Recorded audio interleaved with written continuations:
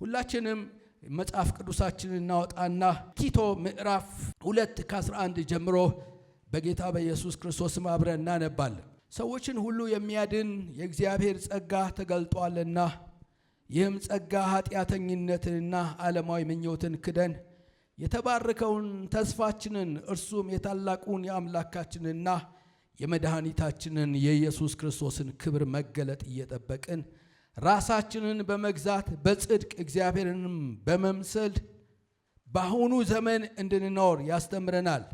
መድኃኒታችን ከአመፅ ሁሉ እንዲቤዠን መልካሙን ለማድረግ የሚቀናውን ገንዘብ የሚሆነውን ሕዝብ ለራሱ እንዲያነጻ ስለኛ ነፍሱን ሰጥቷል። ቃሉን እግዚአብሔር ይባርክልን። ተቀመጡ። ቲቶ ማለት የሐዋርያው ቅዱስ ጳውሎስ መንፈሳዊ ልጁ ነው። የቲቶን መጽሐፍና የጢሞቴዎስን መጽሐፍ ለመጋቢ የተጻፈ መጽሐፍ ነው።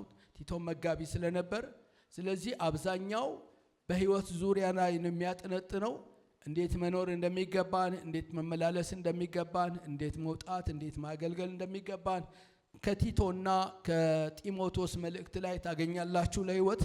እዚህ ቦታ ላይ ሐዋርያው ቅዱስ ጳውሎስ የሚናገረው ስለ ጸጋ ነው። ብዙ ሰው ጸጋ የሚያስበው ከነፃ ይቅርታ ጋር ብቻ ነው። ነገር ግን መጽሐፍ ቅዱስ ጸጋ የሚያድን ብቻ ሳይሆን የሚያስተምርም የሚለውጥም ቅዱስ ኑሮ እንድንኖር የሚያሳየን ኃይል የሚያስተምረን እንደሆነ በዚህ ቦታ ላይ ይናገራል።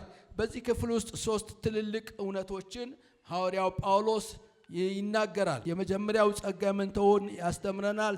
ጸጋ እንዴት እንደምንኖር ያስተምረናል። ሁለተኛው ጸጋ ምን ተስፋ እንዳለን ያስታውሰናል። ሶስተኛው እግዚአብሔር ስም የተመሰገነ ይሁን። ስለዚህ በዚህ ቦታ ላይ ሲናገር ሰዎችን ሁሉ የሚያድን የእግዚአብሔር ጸጋ ተገልጧልና ይላል። የተገለጠ የእግዚአብሔር ጸጋ አለ። ሰው ሁሉ ሊድንበት የሚችል የእግዚአብሔር ጸጋ አለ። ለዚህ ነው ሐዋርያው ቅዱስ ጳውሎስ ለኤፌሶን ሲጽፍላቸው ኤፌሶን ምዕራፍ 2:8 ላይ ጸጋው በእምነት አድኗችኋልና ይህም ከእናንተ አይደለም ከሥራ አይደለም ማንም እንዳይመካ ብሎ ስለ መዳን ይነግረናል። እና ጸጋ ወገኖቼ የሚያድን የእግዚአብሔር ጸጋ ተገልጧል። ስለዚህ ማንም ሰው ወደ እግዚአብሔር መጥቶ ለመዳን ለሚፈልግ ሁሉ ሊያድነው የሚችል ሊረዳው የሚችል የእግዚአብሔር ጸጋ አለ። ክብር ለኢየሱስ ይሁን። ታውቃላችሁ ሰው በስራው በመልካም ስራው ወደ እግዚአብሔር መቅረብ እንደማይቻል መጽሐፍ ቅዱስ ይነግረናል። ምክንያቱም የሰው ስራ እንደ መርገም ጨርቅ ነው ይለናል። ስለዚህ ምንም መልካም ስራ ብትሰሩ ራሳችሁን መስዋዕት አድርጋችሁ እስከምታቀርቡ ድረስ ይህን ነገር ብታደርጉ በእግዚአብሔር ፊት እንደ መርገም ጨርቅ ነው ይላል። እና ስለዚህ ነው እግዚአብሔር አምላክ ልጁን ኢየሱስ ክርስቶስ ንጹሕ የእግዚአብሔር በግ አድርጎ የሰጠው ስለዚህ ነው። እና በክርስቶስ ኢየሱስ የሚያምኑ ሁሉ ይጸድቁ ዘንድ የእግዚአብሔር ጸጋ ይረዳቸዋል። ጸጋው በእምነት አድኗቸዋልና ብሎ ይናገራል። ክብር ለኢየሱስ ይሁን። እዚህ ቦታ ላይ ደግሞ የሚናገረው ምንድነው? ከቁጥር 12 ጀምሮ ይህም ጸጋ ኃጢአተኝነትን ክደን ብሎ ይናገራል። ጸጋው ኃጢአትን ያስክዳል። ጸጋው ባለበት ስፍራ ላይ የእግዚአብሔር ጸጋ ተቀብያለሁ የሚል ማንኛውም ክርስቲያን ኃጢአትን ክዶ ለመኖር የሚችልበት አቅምና ጉልበት አለው። ክብር ለኢየሱስ ይሁን። ክደን ማለት መተው፣ መራቅ፣ አልቀበልም ማለት ነው ወገኖቼ። የምንክንበት አቅም መለኮታዊ ብርታት እግዚአብሔር ይሰጣል በጸጋው። የእግዚአብሔር ስም የተመሰገነ ይሁን። ስለዚህ ማንም ክርስቲያን እኔ አልቻልኩም ብሎ ኃጢአትን ለመለማመድ የሚችልበት ምንም አይነት ሞራል የለውም። የእግዚአብሔር ጸጋ ኃጢአትን የሚያስክድ ጉልበትና ኃይል ይሰጣል። ክብር ለኢየሱስ ይሁን። ክርስቲያን ከኃጢአት ጋር መጫወት አይገባውም። ማንነቱ አይደለም። ከማንነት አኳያ ክርስቲያን ከኃጢአት ጋር መጫወት አይገባውም። ለምን? እንደነገርኳችሁ ማንነቱ አይደለም። እርሱ ከጨለማ ወደ ብርሃን የመጣ የእግዚአብሔር ቅዱስ ሕዝብ ነው። ለእግዚአብሔር የተለየ ወገን ነው። የንጉሥ ካህን ነው። ስለዚህ ለክርስቲያን ከኃጢአት ጋር መኖር በኃጢአት መጫወት በፍጹም አይገባውም። በኃጢአት ደግሞ እንዲቀጥል የእግዚአብሔር ቃል አይፈቅድም። ሮሜ ምዕራፍ 6 ቁጥር 1 ላይ ሄዳችሁ ስትመለከቱ እንግዲህ ምን እንላለን ይላል ሐዋርያው ቅዱስ ጳውሎስ። ጸጋ እንዲበዛ በኃጢአት ጸንተን እንኑርን? አይደለም። ለኃጢአት የሞትን እኛ ወደፊት እንዴት አድርገን በእርሱ እንኖራለን ይላል። ስለዚህ በኃጢአት ጸንተን እንዳንኖር፣ በኃጢአት ልምምድ ውስጥ እንዳናልፍ የምንከለከልበት ዋናው ነገር እኛ ለኃጢአት የሞትን ሰዎች ነን ነው የሚል። በኃጢአት ጸንተን እንኑር ካለ በኋላ ቁጥር 2 ላይ ለኃጢአት የሞትን እኛ ወደፊት እንዴት አድርገን በእርሱ እንኖራለን። አንድ የሞተ ሰው ከዓለም የተለየ ሰው ከተቀበረበት ስፍራ ተነስቶ በዓለም ላይ ሲመላለስ ብታዩት ይሄ ተአምራት ነው። ምክንያቱም ሞቷል፣ ተረስቷል፣ እድሩ ሰርዞታል፣ ሰዎች ከልባቸው አውጥተው ጥለውታል፣ መመላለስ አይችልም። እንደዚሁም አንድ ክርስቲያን እንደዚህ እስከሚቆጠር ድረስ ለዓለም ለኃጢአት የሞተ ነው። ስለዚህ ጳውሎስ የሚናገረው ምንድነው? ጸጋው የኃጢአት እንትን አይደለም። እኛ ለኃጢአት ምን አድርገናል ነው የሚለን? ሞተናል ብሎ ሐዋርያው ቅዱስ ጳውሎስ ይነግረናል። አንደኛ ጴጥሮስ ምዕራፍ 1 15 ላይ እና 16 ላይ ሄዳችሁ ስትመለከቱ ዳሩ ግን እኔ ቅዱስ ነኝና ቅዱሳን ሁሉ ተብሎ ስለተጻፈ የተራችሁ ቅዱስ እንደሆነ እናንተ ደግሞ በኑሯችሁ ሁሉ ቅዱሳን ሁኑ ይላል። ክብር ለኢየሱስ ይሁን። ለምንድነው ቅዱሳን መሆን የሚያስፈልግ ሲል የጠራህ ቅዱስ ነው። የተጠራህ ወደ ቅድስናው። በኑሯችሁ ሁሉ ቅዱሳን ሁኑ። በየትኛውም አካባቢ በየትኛውም ነገር ልትከሰሱ አይገባችሁ። ነውረኛ ነገር ሊገኝባችሁ አይገባ ብሎ ነው የሚነግረን ጴጥሮስ። ኃጢአትን መካድ ማለት በቅድስና መመላለስ ማለት ነው። ቅድስና ከውጭ አይጀምርም። ቅድስና ከልብ ይጀምራል። ቅድስና የልብ ጉዳይ ነው። ቅድስና መቅለስለስ አይደለም ወገኖቼ። ሰው በልቡ እንዳለ ነው ሲናገርም፣ በልቡ እንዳለ ነው ሲኖርም። በልቡ እንዳለ ነው የሚወስነው ውሳኔ። ስለዚህ ቅድስና ከውስጥ ይጀምራል። እግዚአብሔር በክርስቶስ ኢየሱስ በመንፈስ ቅዱስ ቀድሶናል። አሜን ትላላችሁ? ቅድስና ከእናንተ አይጀምርም። ቅድስና ከመንፈስ ቅዱስ ይጀምራል። ቅድስና ከቀደሳችሁ ከእግዚአብሔር ይጀምራል። ስለዚህ የተጠራችሁት ወደ ቅዱስ ወደ ሆነው ወደ እግዚአብሔር ስለሆነ ተቀድሰን እንድንኖር መንፈስ ቅዱስ ያበረታታናል። ክብር ለኢየሱስ ይሁን። አሜን። ቅድስና ተለይቶ መኖር ነው። ከዓለም ተለይቶ መኖር የሚናገረው ኃጢአተኝነትና ዓለማዊ ምኞትን ክደን ይላል። ኃጢአትን ክደን ካለ በኋላ ዓለማዊ ምኞትን ክደን። ዓለማዊ ምኞት ማለት ምን ማለት ነው? የሥጋ ፍትወት፣ የሥጋ አምሮት፣ የዓይን አምሮት፣ ስለ ገንዘብ መመካት ወገኖቼ ምንድነው እሱ?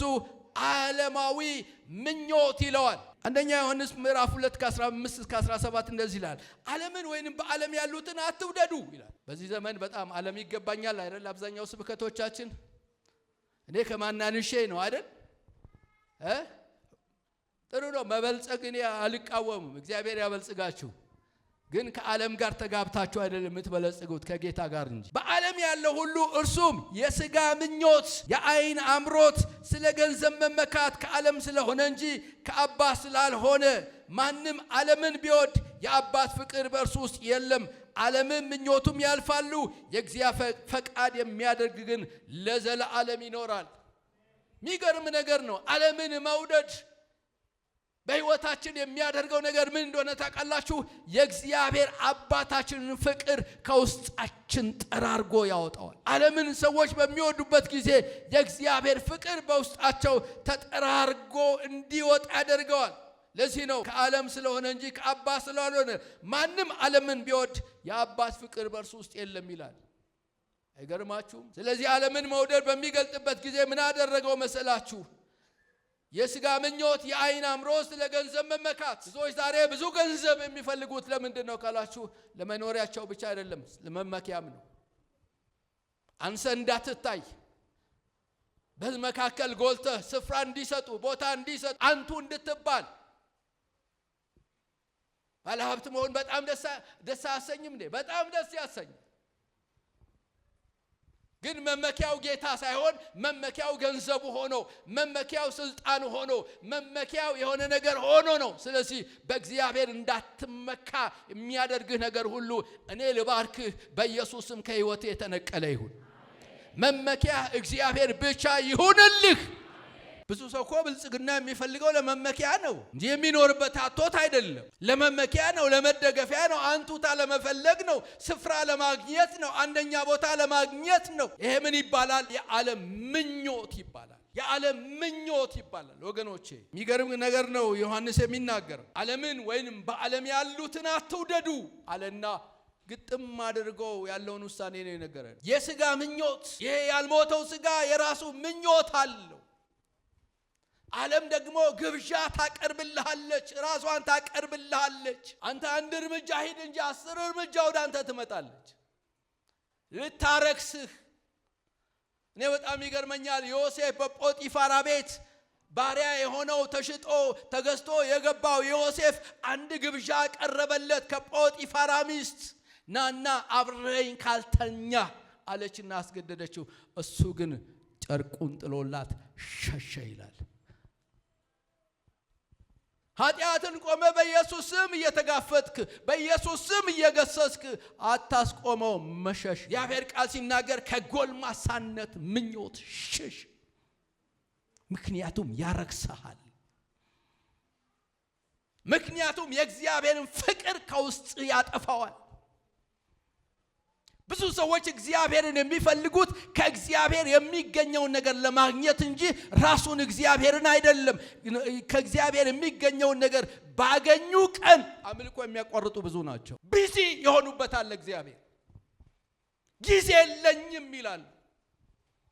ገንዘብ ሲኖራቸው የተትረፈረፈ ነገር ሲኖራቸው እሁድ ቀን ወደ እግዚአብሔር ቤት አይመጡም። እሁድ ቀን ቤተሰቦቻቸውን ይዘው ወደ ሶደሬ፣ ቤተሰቦቻቸውን ይዘው ወደ ሆነ መዝናኛ ስፍራ ዛሬ አልመጣም ብለው ይደውሉላቸዋል። ለምን ካላችሁ ዛሬ ከቤተሰቤ ጋር ጊዜ አለኝ። የት? መዝናኛ ቦታ አለኝ። የሆነ ቦታ ሄዳለሁ፣ ወደ ሆነ ሎጅ ገባለሁ። ጊዜ ለእግዚአብሔር ቢዚ የሚያደርጋችሁ ነገር ዛሬ በጌታ በኢየሱስ ስም ከለከልኩኝ። ክፋት የለውም፣ ነገር ግን ይገዛችኋል። ገንዘብ ማግኘት ክፋት የለውም፣ ይገዛሃል። በቀላሉ ልንገርህ፣ 100 ብር በምታገኝበት ጊዜ 10 ብር ለጌታ ለመስጠት አያሳዝንህም። 1000 ብር ስታገኝ 100 ብር መስጠት አያሳዝንህም። 10,000 ብር በሚመጣበት ጊዜ 1,000 ብር ስለሚሆን ትንሽ ይቆረጥጣል። 100,000 ብር ሲመጣ 10,000 ብር ለመስጠት ምን ያህል ጨካኝ መሆን አለብህ ወንድሜ።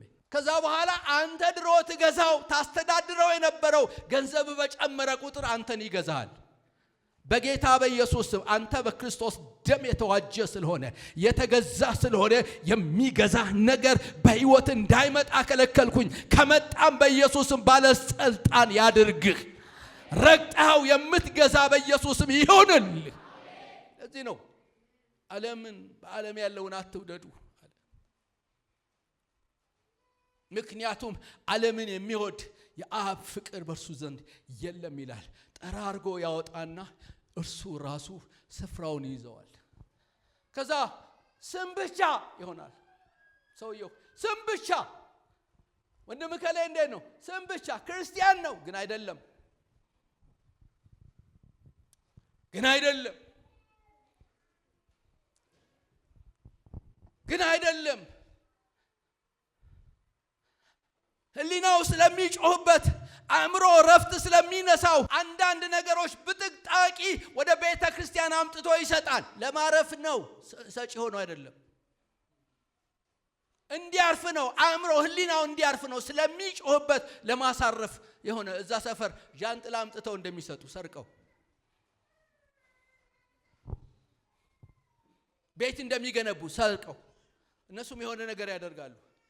በጌታ በኢየሱስ ስም ክርስቲያን ኮንክ ሙልጭ ያልክ ለእግዚአብሔር የቀና ክርስቲያን አድርግ። አሜን። ለምን እንደምናገር ማን ነገ ባለጸጋ እንደሚሆን አላውቅም። እግዚአብሔር አስቀድሞ ስለሚናገር ነው እዚህ ቦታ ላይ የሚናገረው። ክብር ለኢየሱስ ይሁን። እግዚአብሔር አስቀድሞ 2 እና 3 ስራ ሊኖርህ ይችላል። በዛ ቀን ለእግዚአብሔር ታማኝ ትሆናለህ ወይ? ገንዘብ በኃይል እግዚአብሔር ወደ ህይወት ሊያመጣ ይችላል። በዛን ቀን ለእግዚአብሔር የተለየህ ትሆናለህ ወይ? በዓለም ያሉትን ዓለምን አትውደዱ። ዓለምን የሚወድ የአብ ፍቅር በእርሱ ዘንድ የለም። ብዙዎቻችን በጣም በር እንዲከፈትልን እንጸልያለን። አንዳንዶቻችን እግዚአብሔር በገንዘብ በሀብት እንዲባርከን እንጸልያለን። አንዳንዶቻችን በቃ የውጭ ደጆች ተከፍተው እንድንበሸበሽ እንጸልያለን። ግን የብዙዎቻችን ጸሎት ቶሎ አልመጣም።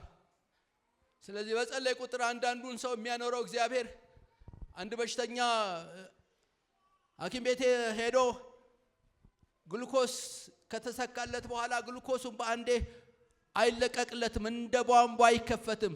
ጠብ ግሉኮሱ እኮ አለ ግን ጠብ አለ እኮ ግሉኮሱ ምን አለ በአንዴ ቢለቀው ይገለዋል።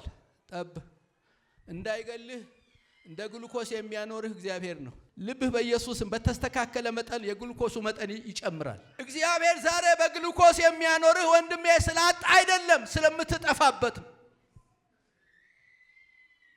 ስለዚህ ጠብ እያደረገ ያኖርሃል እግዚአብሔር። ሃሌሉያ ክብር ለኢየሱስ ይሁን። ጠብ እያደረገ ያኖርሃል። ወንድሞቼ ልንገራችሁ፣ ዓለም በጣም አደገኛ ነገር ነው። ዓለም አንተን የምትደልልበት ገንዘብ አላት። ዓለም አንተን የምትደልልበት በጣም ቆንጆ ሴቶች አሏት። ዓለም አንተን የምትደልልበት በጣም ቆንጆ ወንዶች አሉት። የበለዓም ምክር በቤተ ክርስቲያን ይሰራል አይሆን? ይሰራል።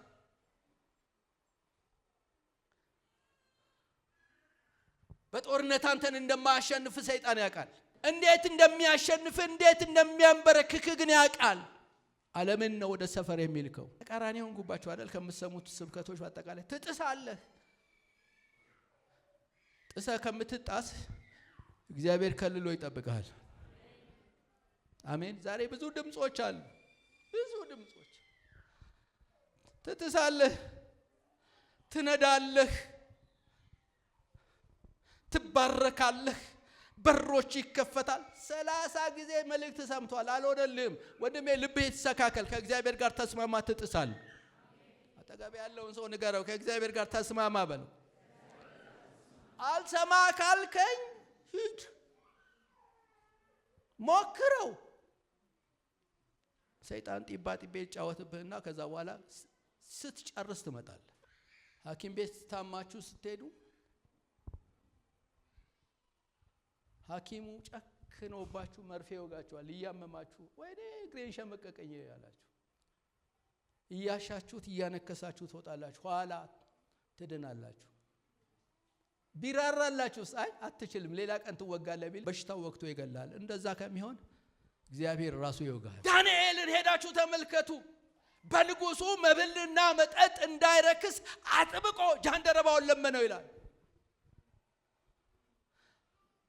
ዘንድሮ አብላኝ ይባላል እንጂ እንዳልበላ ባክን ይባላል እንዴ? ነውር ነው። በዘንድሮ ኮንቴክስት ነውር ነው። ግን ዳንኤል እንዳይረክስ አጥብቆ ጃንደረባውን ለመነ። ዛሬ የተቀደስክለት ነገ ያከብራል። አሜን ትላለህ። ነገ የተለየ አጀንዳ ባንተ ይገለጣል። እንዳይረክስ ለመነ ይላል። እግዚአብሔርም ከበሉት ይልቅ ሞገስ ሰጠው። በኢየሱስም የእግዚአብሔር ሞገስ በእናንተ ላይ ይሁን። በኢየሱስም የሚያበራ የቅድስና መንፈስ በእናንተ ላይ ይሁን። የእግዚአብሔር ጸጋ ሲመጣ ወንድሜ እንዳትረክስ ያደርግሃል። የእግዚአብሔር ጸጋ ስትመጣ ተለይተ እንድትኖር ያደርግሃል። የእግዚአብሔር ጸጋ ሲመጣ ዓለምን እንዳትቀላቀለው ያደርግሃል። የእግዚአብሔር ጸጋ ሲሞላብህ እንድትሸሽ ያደርግሃል። በጌታ በኢየሱስ ስም ሊያሸሽ የሚችል የጸጋ ጉልበት ያገኛችሁ። ያ ብቻ አይደለም። ለዓለማዊ ምኞትን ክደን የተባረከውን ተስፋችንን እርሱም የታላቁን የአምላካችንን የመድኃኒታችን የኢየሱስ ክርስቶስ ክብር መገለጥን እየጠበቅን ይላል። ክብር ለኢየሱስ ይሁን። የእግዚአብሔር ጸጋ በሚገለጥበት ጊዜ ራሳችንን በመግዛት በጽድቅ እግዚአብሔርን በመምሰል እንድንኖር ያስተምረናል። ራሳችንን በመግዛት በቃላችን ራሳችንን እንገዛለን፣ በአስተሳሰባችን ራሳችንን እንገዛለን፣ ቁጣችንን እንገዛለን። ምኞታችን የተገዛ ይሆናል። ፍላጎታችን በቁጥጥር ስር ይውላል።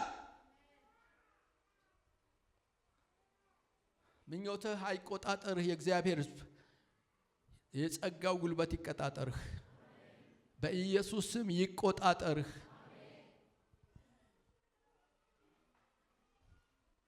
ያስተምረናል። ጸጋው አስተማሪ ነው። እግዚአብሔር ስም የተመሰገነ ይሁን። የእግዚአብሔር ቃል ሲናገር በገላትያ ምዕራፍ 2:22 ላይ የመንፈስ ፍሬ ግን ፍቅር፣ ደስታ፣ ሰላም፣ ትዕግስት፣ ቸርነት፣ በጎነት፣ እምነት፣ የዋሃት፣ ራስን መግዛት ነው። እንደነዚህ የሚከለክል ሕግ የለም ይላል።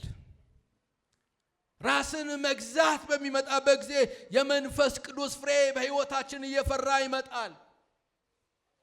የመንፈስ ቅዱስ ፍሬ ስታፈሩ ማንን እንድንመስል የእግዚአብሔር ቃል ሲናገር እርሱን ክርስቶስ ኢየሱስን እየመሰልን እንሄዳለን። የእግዚአብሔር ባህሪ በሕይወታችን ይገለጣል። የእግዚአብሔር ባህሪ በሕይወት ይገለጣል። ለመንፈስ ቅዱስ ራስን ትሰጣለህ። መንፈስ ቅዱስ በሕይወትህ ታላቅ ነገር ማድረግ ይጀምራል። የእግዚአብሔር ስም የተመሰገነ ይሁን። የምሳሌ ጸሐፊ እንዲህ ብሎ በምሳሌ ላይ የተናገረ ምሳሌ 25:28 ላይ ቅጥር እንደሌላት እንደፈረሰች ከተማ መንፈሱን የማይከለክል እንዲሁ ነው።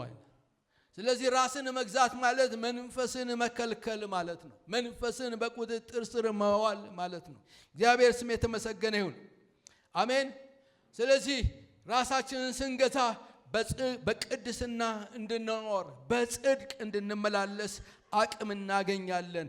ራሳችንን ስንገዛ እግዚአብሔርን በመምሰል እንመላለሳለን። አሜን በሉኝ። በኢየሱስ ስም እግዚአብሔር መልኩን የሚገለጥባችሁ ወንድና ሴት ልጆች ያደርጋችሁ።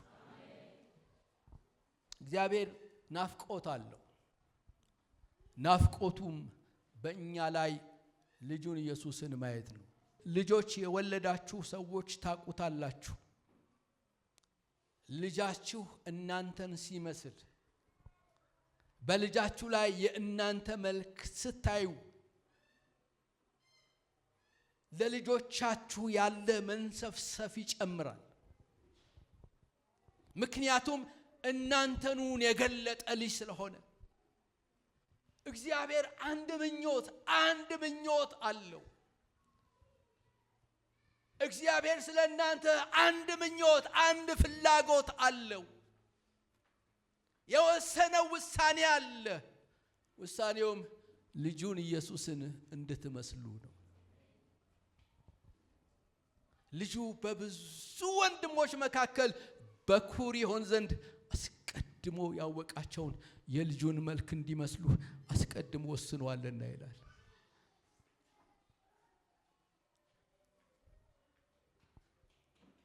መንገዶች ሁሉ ወገኖቼ ወደ ኢየሱስ መምሰል ካላመጣችሁ ከጸጋው ትወድቃላችሁ። ጸጋው ኢየሱስን እንድትመስሉ ያሳድጋችኋል። ጸጋው ኢየሱስን እንድትመስሉ ያስተምራችኋል። ጸጋው ከጌታ ጋር እንድትኖሩ ያደርጋችኋል። አሜን ትላላችሁ? የጸጋው ስራ ያ ነው ወንድሞቼ። ጸጋው በጽድቅ እንድትኖሩ ነው የሚያደርጋችሁ እንጂ ጸጋው በኃጢአት ውስጥ እንድትመላለሱ እንደፈለጋችሁ እንድትወጡና እንድትገቡ አያደርጋችሁም። የእግዚአብሔር ጸጋ ሕይወታችሁን ሲገዛ ይህንን የሚያደርገው። አንዳንድ ሰዎች ጸጋን በተለየ መረዳት ነው የተረዱት። በጸጋ ድኛለሁ ካሉ በኋላ ሲፈልጉ ያጨሳሉ፣ ሲፈልጉ ይቅማሉ፣ ሲፈልጉ ይጠጣሉ፣ ሲፈልጉ ይዘሙታሉ። ኖ አንተ አልዳንክም። ምክንያቱም የዳነ ሰው የመንፈስ ቅዱስ ፍሬ በሕይወቱ ያፈራል። እውነቴን ልንገርህ፣ አልዳንክም። ምናልባት ቃል ታውቅ ይሆናል፣ ኢየሱስን ግን አታውቀው።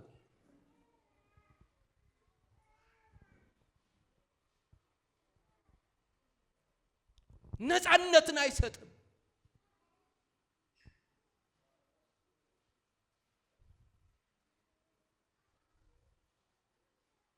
ምናልባት እኮ ያገለገሉም ሊሆን ይችላል ይሄንን የሚያደርጉት።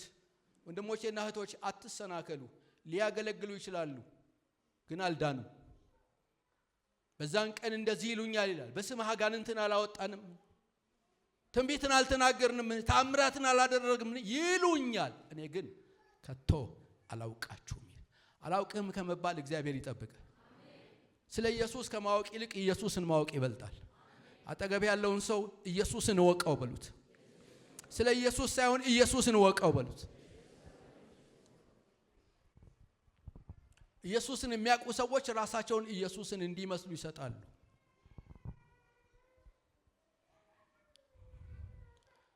ብዙ አዝናናም ትንቢት መናገር ከሌሎች የመብለጥ ምልክት አይደለም። ትንቢት መናገር የእውቀት ቃል ቢኖርህ ከሌሎች ለበለጥክ የሚሰጥ ስጦታ አይደለም። እግዚአብሔር ስለ ምህረቱ በደካማ በማንም ሰው ሊሰራ ይችላል። ህይወት ግን የተለየ ነው። አቅም ሊሆን ይችላል የእግዚአብሔር ጸጋ።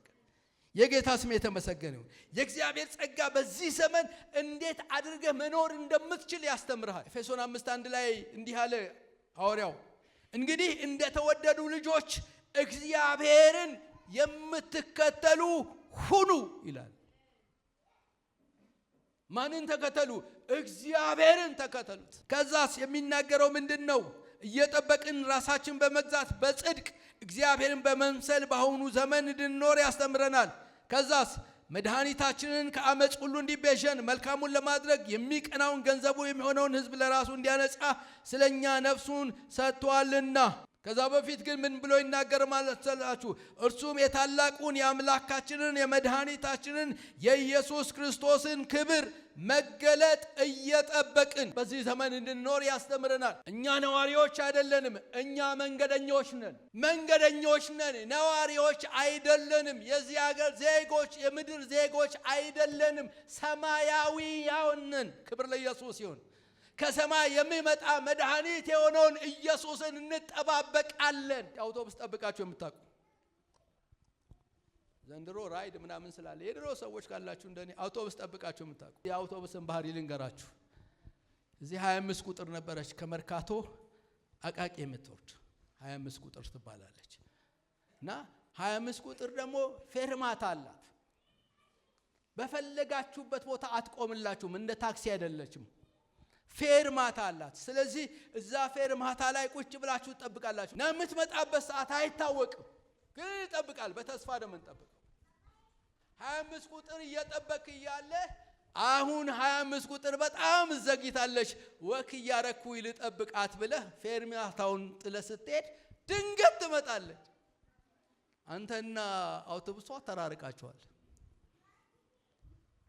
ከዛ ሌላው የጠበቀው ሰው ጸንቶ የጠበቀው ሰው ሲሳፈር ጸንቶ ያልጠበቀው ግን ያመልጠዋል። አየህ፣ መጠበቅ ማለት ያ ነው። ፌርማታ ላይ ቆመህ አይ መንግስት አሁን ካሁን በኋላ መኖሪያ ቤት ይስራልኝ ብለህ ሰላማዊ ሰልፍ አትወጣም። ምክንያቱም እንደምትሄድ ነው የምታውቀው እንጂ እንደምትኖር አይደለም። አረ እናንተ የእግዚአብሔር ሰዎች ፌርማታ ላይ ነን። ኢየሱስ መቼ እንደሚመጣ አናውቅም፣ እንሄዳለን። አሜን ትላላችሁ? እየተጠባበቅን የምንኖር ሰዎች ነን። ስለዚህ እግዚአብሔር ተስፋችንን እየጠበቅን እንድንኖር በዚህ ዘመን ያስተምረናል። እንዴት ነው የምትጠብቀው? አንተ ዛሬ ሌሊት ቢመጣ አሁን ከዚህ በኋላ ቢመጣ ኢየሱስን እንዴት ትቀበለዋለህ? አሜን። ታዲያ ጸጋው ይህንንም ያስተምራል። ኢየሱስ እንደሚመጣ ያስተምርሃል። ተስፋ እንዳለ ያስተምርሃል። ተስፋ እንዳትቆርጥ ያስተምርሃል። አንገትን እንዳደፋ ያስተምርሃል። ሰማይን እያየህ እንድትኖር ያስተምርሃል። በሙሉ ልብ ኢየሱስ ይመጣል ብለህ እንድትጠባበቅ ያስተምርሃል። በጽድቅ እየኖርክ እንድትጠባበቅ ያስተምርሃል። በቅድስና እየኖርክ እንድትጠባበቅ ያስተምርሃል። እያገለገልክ ሃሌሉያ ኢየሱስ ዋጋዬን ይከፍላል እያልክ እያገለገልክ ጊዜን ሰጥተህ ለራስህ ለሆነ ነገር ሳትል እንድትኖር ያስተምርሃል። ማን ያስተምራል? የእግዚአብሔር ጸጋ። አሜን። የኢየሱስ መምጣት የጠፋባችሁ ወንድሞች ካላችሁ ገና ነው እያላችሁ ራሳችሁን የምታሞኙ ካላችሁ ወንድሞቼ ጸጋው እያስተማራችሁ አይደለም ማለት ነው። ስለዚህ ወደ ጸጋው መመለስ ያስፈልገናል። ዮሐንስ 14:3 ላይ ለደቀ መዛሙርቱ እንደዚህ አለ፣ ሄጄም ስፍራ ባዘጋጀሁላችሁ እኔ ባለሁበት እናንተ ደግሞ እንድትሆኑ ሁለተኛ እመጣለሁ፣ ወደ እኔም እወስዳችኋለሁ አለ። ይሄ ቃል ያረጀ ጊዜ ፈጀበት ቃል ሳይሆን ዛሬም የእግዚአብሔር ቃል ነው። ለኔና ለእናንተ የሚያሳርፈን ተስፋ እኮ ኢየሱስ ነው። ኢየሱስ ሲመጣ እኮ ወንድሜ አሁን ያለው ሲስተም አይቀጥልም። በዛ ቦታ ሞት የለም፣ እዛ ስብራት የለም፣ እዛ የቤት ክራይ ጦት የለም። ሃሌሉያ ክብር ለኢየሱስ ይሁን። እዛ የሽንኩርት መወደድ የለም፣ ቲማቲም ጨመረ ቀነሰ የለም። እዛ አጁና ካሴ ከፌሪያ ጤፍ ጨመረ ቀነሰ የለም። አሁንስ ወዴት ሀገር እንሂድ? የለም፣ ሀገራችን በሰማይ ነው። ኢየሱስ ይመጣል፣ ይወስደናል። በዛ የፀሐይ ትኩሳት የለም፣ በሽታ የለም፣ ጨለማ የለም፣ ደዌ የለም፣ ህመም የለም። የእረፍታችን ቦታ እዛ ነው። ተስፋችን እዛ ነው። በጉን ፊት ለፊት እናየዋለን። የከፈለልንን ደሙን ያፈሰሰልንን ኢየሱስን ፊት ለፊት እናየዋለን። ከእርሱ ጋር እንኖራለን። በጉ ብርሃናችን ይሆናል። ኢየሱስ ይመጣል። ዛሬ ነገር ቢከብድብህ ኢየሱስ ከሚመጣ ነው። ቢበራም ቢጨልምም ኢየሱስ ከሚመጣ ነው። ብታተርፍ ባታተርፍ ኢየሱስ ከሚመጣ ነው። እሱ ሲመጣ ግን ከዚህ ሁሉ ጣጣ ያድንሃል። ተስፋችን ኢየሱስ ና። እየናፈቅ እንድትኖር ያደርጋል ጸጋው። ማንን ነው የምትናፍቀው ወንድሜ? በምድር ላይ የምትናፍቀው ነገር ሁሉ ቢጨመርልህ ነገም ትናፍቃል።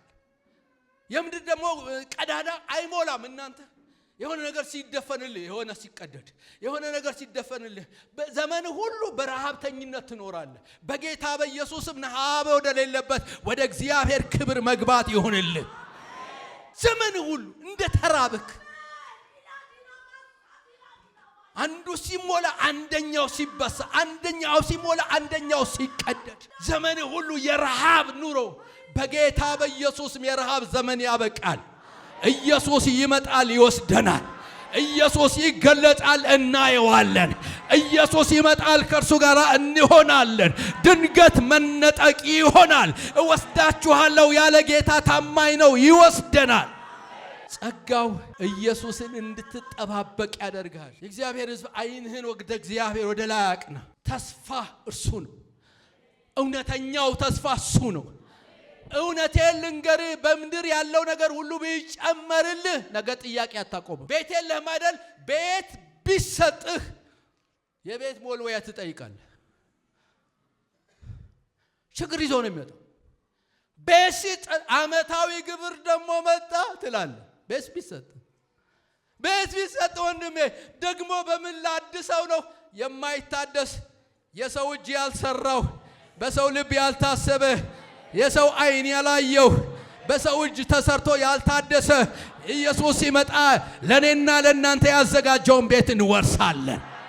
ዛሬ በምንም ውስጥ ልትኖር ትችላለህ። ላስቲክም ቤት ውስጥ ልትኖር ትችላለህ። ጎጆ ቤት ውስጥ ልትኖር ትችላለህ። በኪራይ ቤት ውስጥም ልትኖር ትችላለህ። ምናልባትም ደግሞ በጎዳና ተዳዳሪነት ልትኖር ትችላለህ። ይሄ ሁሉ ያበቃል። ኢየሱስ ሲመጣ ግን ተስፋችን ይታደሳል። ያኔ ፊት ለፊት እናየዋለን። ተስፋችንን ፊት ለፊት እናየዋለን። ተስፋችንን ፊት ለፊት እናየዋለን። ኢየሱስ ክርስቶስ ይመጣል። እርሱን እንድትጠባበቅ የሚያደርግህ የእግዚአብሔር ጸጋ ይባላል። ወንድሜ ልንገርህ፣ የተነገረ ሁሉ አንድ ቀን ሊመጣ ይችላል። ልትወርስ ትችላለህ። እሱ ከሱ ጋር እኔ ጸብ የለኝም። ይሙላልህ፣ በኢየሱስም ይጨመርልህ። ከአንድ ወደ 2 መኪና፣ ከ2 ወደ 10 መኪና ግባ፣ 40 100 ሁን፣ አይመለከተኝም። ነገር ግን እውነተኛው ተስፋ የኢየሱስ መገለጥ ነው።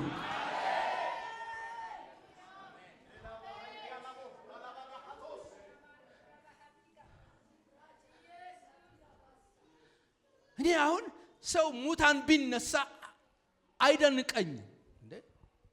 የሆነ ሰው ቢፈወስ አይደንቀኝም። እና ከናንተ ከፈውስ እኮ በላይ እኮ በሴት ማህፀን ውስጥ አጥንትን ከጅማት ከምናምን ቀላቅሎ ሰርቶ የሚያወጣው እኮ እግዚአብሔር ነው። እሱ ይበልጣል ወይስ የአጥንት መፈወስ ይበልጣል? ወንድሜ ልንገርህ፣ እግዚአብሔር ታላቅን ታምራት ያደርጋል። ይህንን አምናለሁ። እግዚአብሔርን በእጆቼ ሲሰራ አይቼዋለሁ። ነገር ግን የሚበልጥ ተስፋ አለን። እርሱም የኢየሱስ መገለጥ ነው። ዛሬ በኢየሱስም ልባችሁ ወደ እግዚአብሔር ይነሳ። በኢየሱስም ልባችሁ በእግዚአብሔር በክርስቶስ ኢየሱስ ምጽአት ናፍቆት የተሞላ ይሆን።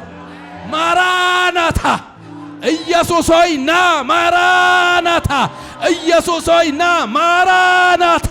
መንፈሱና ሙሽራይቱ ና ይላሉ ይላል እግዚአብሔር ቃል። ማራናታ በምድር ያለውን አይደለም በሰማይ የሚመጣውን ድንቁን ጌታን እንጠብቃለን። ጸጋው ደግሞ ይህንን ያስተምረናል። ማራናታ እንላል። ኢየሱስ ይመጣል፣ መከራው ያበቃል። ኢየሱስ ይመጣል፣ ጥያቄዎች ሁሉ ያበቃሉ። ኢየሱስ ይመጣል። ወንድሜ ልንገርህ፣ የምድር ጥያቄ ሁሉ ያበቃል። ፍርሃት ያበቃል። ሞት ያበቃል። ችግር ያበቃል። ነገሮች ሁሉ መዘጊያት አላቸው። ኢየሱስ በሚገለጥበት ጊዜ መሹራይቱና መንፈሱ ና ይላሉ ተብሎ እንደተጻፈ የኔና የናንተ ጩኸት ለምድር አይደለም። የኔና የናንተ ጩኸት የቤት ጉዳይ አይደለም። የኔና የናንተ ጩኸት የሰማይ ጉዳይ ነው። እርሱም ኢየሱስ ሆይ ና። በቀን ኢየሱስ ሆይ ና። በሌሊት ያለው ጩኸታችን ኢየሱስ ሆይ ና። ናፍቆታችን ኢየሱስ ሆይ ና። ናፍቆታችን ኢየሱስ ሆይ ና። ናፍቆቴ ኢየሱስ ሆይ ና። የምናፍቅ ናፍቆቴ ኢየሱስ ሆይ ና። ጸጋው የሚያገለግለኝ የሚሰራልኝ በዚህ ዘመን ኢየሱስ ሆይ ና እያልኩኝ እንድኖር ማኪሳ ፕሬጀነ ሜጋንሶባ እግዚአብሔር ያላሸከመን ሸክም እግዚአብሔር ያልጫነብንን ቀንበር ጎንበስ ብሎ እንድንኖር ያደረገን መሬት እንድናይ ያደረገን የትኛውም ቀንበር በኢየሱስም ይሰበር። ዛሬ በኢየሱስም የተንከባለለ ይሆን። ኢየሱስን እንድትረሱት ያደረጋችሁ መምጣቱን እንድትዘረጋ ያደረገ በኢየሱስም ከሕይወታችን ላይ የተነቀለ ይሆን። ከዚህ ቤተ ክርስቲያን ላይ የተነቀለ ይሆን። ከአገልጋዮች ላይ የተነቀለ ይሆን። በኢየሱስም ይነቀ። ኢየሱስ ሆይ ና። ተስፋችን ኢየሱስ ነው። ተስፋ ኢየሱስ ነው። ለኔ ዋነኛው ነገር የኢየሱስ መምጣትን ነው የምጠብቀው። ወንድሜ ዋነኛ ነገር ሊሆንህ የኢየሱስ መምጣት ነው። እህቴ ዋነኛ ነገር ሊሆንሽ የኢየሱስ መምጣት ነው። ማራናታ ማራናታ ኢየሱስ ሆይ ና። ሙሽራይቱና መንፈሱ ማራናታ ይላሉ ተብሎ እንደተጻፈ ክርስቶስ ሙሽራ ቤተ ክርስቲያን ልትል የሚገባ ማራናታ ኢየሱስ ሆይ ና። ሰው የክርስቶስ ምጽአት ሲጠፋበት የተዘጋጀ ሰው አይሆንም። የኢየሱስ መምጣት ሲረሳ ተዝረክርኮ ነው የሚኖረው። እንግዳ ወደ ቤታችሁ ይመጣል ተብሎ ቢነገራችሁ ቤታችሁን ታጸዳላችሁ፣ ትጠርጋላችሁ። ለእንግዳው ክብር ብላችሁ ቤታችሁ ምን አይነት እንዴት እንደተዝረከረከ እንዳይታይባችሁ ጥረት ታደርጋላችሁ። ኢየሱስ መጣ ሲባልስ ሕይወት አይጸዳም። ኢየሱስ መጣ ሲባልስ ኢየሱስን አትመስልም። ኢየሱስ መጣ ሲባልስ አገልግሎትን አታገለግልም። ኢየሱስ መጣ ሲባል እሱ ወደሚልክ አትሄድም። ኢየሱስ መጣ ሲባል ለሆነ ነገር ራስን በጌታ በኢየሱስ ስም እግዚአብሔር ያላሸከማችሁ ቀንበር ከዛሬ ጀምሮ የተሰበረ ይሆን። ከምጽአቱ ያጎደላችሁ፣ ከናፍቆት ያጎደላችሁ፣ እሱን ከመሻት ያጎደላችሁ ነገር አሁን በኢየሱስም ከላችሁ ላይ ሰብራለሁ። የተሰበረ ይሆን። ቀንበር የሆነባችሁ የተሰበረ ይሁን። እግዚአብሔርን እያኮረፋችሁት እንድትኖሩ ያደረጋችሁ ይህንና ያንን ነገር አላደረገልኝም ብላችሁ እንድታኮርፉት ያደረጋችሁ ነገር በኢየሱስም ይሰበር። ቢመጣ ለእግዚአብሔር ክብር ይሁን፣ ባይመጣ ለእግዚአብሔር ክብር ይሁን። ቢሆን ለእግዚአብሔር ክብር ይሁን፣ ባይሆን ለእግዚአብሔር ክብር ይሁን። የኔና የእግዚአብሔር ነገር የተገናኘው በሚሰጠኝ ነገር አይደለም። ትልቁን ነገር ሰጥቶኛል፣ ሕይወትን ሰጥቶኛል። እጠባበቀዋለሁ። ኢየሱስ ይመጣል፣ ይወስደኛል። በክብር ኢየሱስን አያለሁ፣ ፊት ለፊት አየዋለሁ። አዳኜን አየዋለሁ፣ ፈዋሼን አየዋለሁ።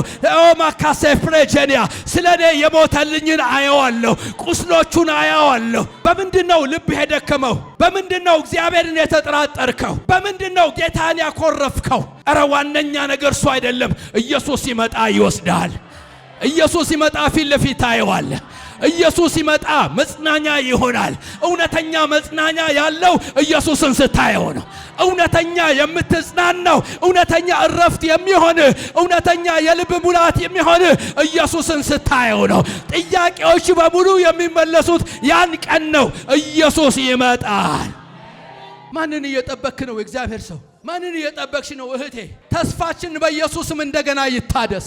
ያጣውን ነገር ለማግኘት እጆቹን ስንት ቦታ ይከታል መሰላችሁ? ያጣውን ነገር ለማግኘት እግሮቹን ስንት ቦታ ይረግጣል መሰላችሁ? በእግዚአብሔር በተቃራኒው መንገድ የሚሄድ ስንት ሰው አለ መሰላችሁ? ወንድሜ ኢየሱስን የሚጠባበቅ ሰው ራሱን እያነጻ ይኖራል። ኢየሱስን የሚጠባበቅ ሰው በቅድስና ይመላለሳል። ኢየሱስን የሚጠባበቅ ሰው መንገደኛ ነው። በሆነ ባልሆነ ነገር ከእግዚአብሔር ጋር አይከራከርም። መች እንደሚመጣ መች እንደሚወስደኝ አላውቅም። ኢየሱስን ግን እየጠበቅኩት አገባለሁ። ኢየሱስን እየጠበቅሽው ታገቢያለሽ። ኢየሱስን እየጠበቅሽው ትጋቢያለሽ። ኢየሱስን እየጠበቅከው ትሰራለህ። ኢየሱስን እየጠበቅከው ትነግዳለህ። ኢየሱስን እየጠበቅከው የተለያየ ነገር ትሰራለህ። ግን ዋነኛው እሱ አይደለም። ዋነኛው ኢየሱስን መጠበቅ ነው። ስለዚህ ዋነኛውን ነገር አትርሱት። መንፈስ ቅዱስ የሚናችሁ የእግዚአብሔር ጸጋ የሚረዳችሁ ኢየሱስን እንድትጠባበቁ ነው። ኢየሱስን እየተጠባበቅ የኖርክ ካልሆነ ወንድሜ ልንገርህ፣ ከጸጋው ውጭ ነህ። ጸጋው አንደኛው ኢየሱስን እየጠበቅን እንድንኖር ያስተምረናል። እንድንኖር እየተጠባበቅን እንድንኖር ያስተምረናል ሲል ምን ማለት ነው? ከሰው ጋር ተጣልተ ከሆነ ቂም ይዘህ ቀንና ሌሊት ወራት አይፈጅብህም። እያስተማረ ነው። ነገ ኢየሱስ ስለሚመጣ ቂም የሆነ ነገር ይዘህ መሄድ አትችልም። ስለዚህ ትጥለዋለህ። አሜን። አንድ ጊዜ ደብረ ዘይት ሄድኩኝና ከሚስቴ ቤተሰብ ድመት ሰጡኝ። የነበርኩበት ቤት ደግሞ በጣም አስቸጋሪ ነበር። ጫካ አካባቢ ስለሆነ አይጥ ያስቸግረኛል። ስለዚህ አይጥ ያስቸግረኛል አልኳቸው። ድመት ሰጡኝና በአውቶቡስ ይዤ ልመጣ በካርቶን ውስጥ አድርገው ምንም አትልም አትጮህም አሉኝ። ኧረ እባካችሁ ያስወርዱኛል አልኳቸው። ምንም አትሆንም አትጮህም አሉ። አስገቡኝ። አንድ ሁለት ፌርማታ ስትሄድ በአውቶቡስ ውስጥ ደግሞ የሚቀጣጠል ነገር በርበሬ፣ ሚጥሚጣ፣ ከሰል ምናምን እነዚህ እንስሳ ምናምን መጫን አይቻልም። ሁለት ፌርማታ እንደሄደች ሚያው ማለት ጀመረች። ማነው ድመት የያዘው አለ። እኔ ነኝ ያልኩኝ። በቃ ጋሼ ድመቶን ይዘው ይውረዱ ተባልኩኝ። አረ ድመቷ ትውረድ፣ ይሄማ ኃጢአት ነው አሉኝ። ያን ቀን ኃጢአትን አስተማሩኝ እና ከድመቴ ጋር ተባረርኩኝ። ዛሬ በልብህ ይዘህ ወደ ጽዮን ለመሄድ የምትፈልግ ወንድሜ ምንድነው? እንደ ድመት የሚቧጠጥ የሚቧጨር የሚባላ ውስጥ ያስቀመጥከው ነገር ምንድነው? ከመንገድ እንዳስቀር በኢየሱስም ዛሬ ይራገፍ። አሜን ትለኛለህ? ኢየሱስ ይመጣል። የመድኃኒታችን የኢየሱስ ክርስቶስ ክብር መገለጥን እየጠበቅን ራሳችንን በመግዛት አስቡ፣ በጽድቅ እግዚአብሔርንም በመምሰል በአሁኑ ዘመን እንድንኖር ያስተምረናል። ዓለምን እንድንመስል አያስተምረንም። ስግብግቦች እንድንሆን አያስተምረንም። ለስጋችን እንድናስብ አያስተምረንም። ስጋውያን እንድንመስል አያስተምረንም። የሚያስተምረን እግዚአብሔርን በመምሰል እንድንኖር ነው። ስለዚህ ይህንን ጸጋ ከጎደላችሁ ማግኘት መንገድ አንድ ነው። እንግዲህ ምህረትን እንድንቀበል በሚያስፈልገንም ጊዜ የሚረዳንን ጸጋ እንድናገኝ ወደ ጸጋው ዙፋን በእምነት እንቅረብ ይላል። እናንተ እግዚአብሔርን እንድትመስል የሚረዳ ጸጋ አለ። በጽድቅ እንድትኖር የሚረዳ ጸጋ አለ። ይቅር እንድትል የሚረዳ ጸጋ አለ። ቁጣን እንድታስወግድ የሚረዳ ጸጋ አለ። ሌብነትን እምቢ እንድትል የሚረዳ ጸጋ አለ። ቂመኛ እንዳትሆን የሚረዳ ጸጋ አለ። የሥጋ ሥራ ሁሉ አፍርሰ መኖር እንድትችል የሚረዳ ጸጋ አለ። እግዚአብሔርን እንድትመስል የሚረዳ ጸጋ አለ።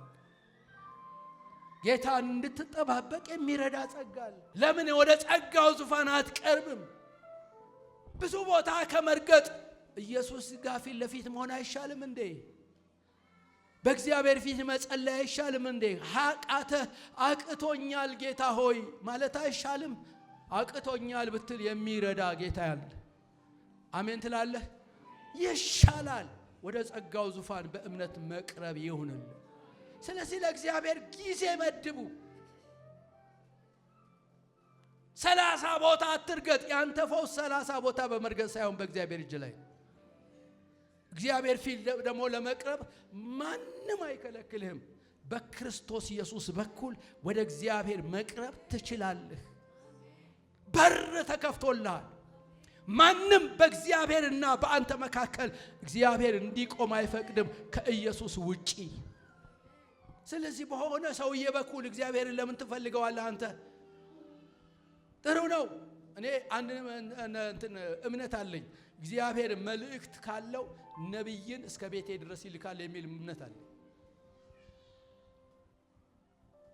እንጂ እኔ ፈልጌ ተቅበዝብዤ ሰማነውን ቃል ይባርክል።